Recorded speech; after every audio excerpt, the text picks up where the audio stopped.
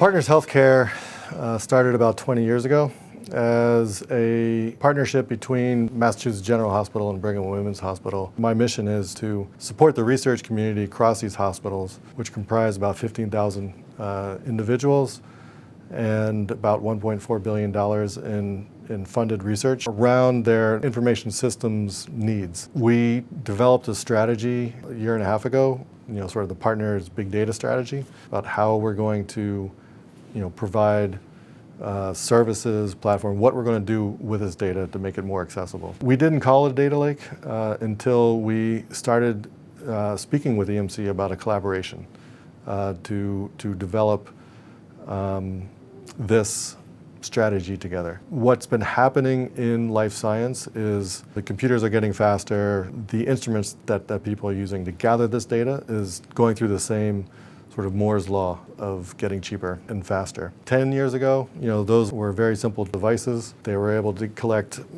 data every hour or so over a 10-day period. Now they have continual monitoring of these patients for the full 10 days and generate, tens of terabytes of data that they'll analyze. Now those data sets are much more complex. It was definitely siloed. We have the patient information in a structure called the Research Patient Data Registry, which is essentially a large data warehouse of all the patients that have come through these hospitals. Investigators can get access to that data. They need something that they can move this onto, still get it stored, have it managed in a framework that allows them to still find it. That's what we have to provide.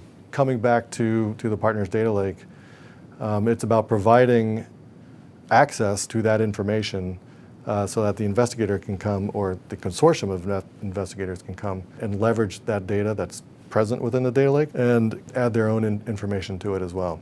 The Partners Data Lake is much more about the volume of data, the amount of data that we have access now, but the amount of data that's coming with new medical devices and new research devices, as well as the variety.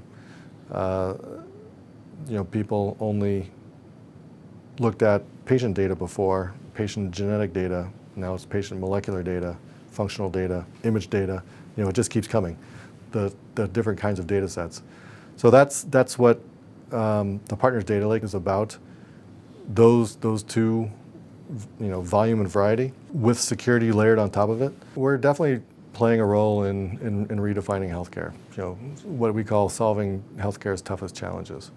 So we want to provide this platform that will accelerate discovery, that will place all this data into one place, and data that we haven't even thought about yet, that investigators, scientific minds, can come to the data lake and start iterating through their analysis, their ideas about how to predict what treatment would be best for a particular patient to reach the best outcome. This is a learning curve. This is new territory, and we're going to discover things we don't know. We're going to discover processes we don't know how to do. We're going to discover methodologies and tools and algorithms that are yet to be developed.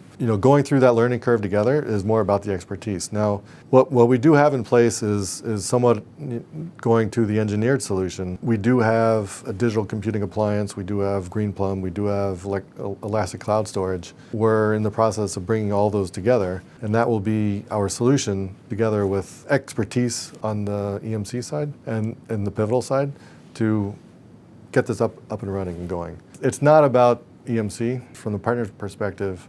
It's about the EMC Federation. We have this collaboration with EMC, but that provides us access to the Federation, which includes Pivotal, which is helping us build this data lake and helping us train our investigators and our people. For us, it's more about the expertise and bringing that together. As we understand this domain, the healthcare domain, life science domain, sort of what we will get out of it, what our investigators will bring to it. And that will help inform what kind of technologies that we need or what kind of solutions we require.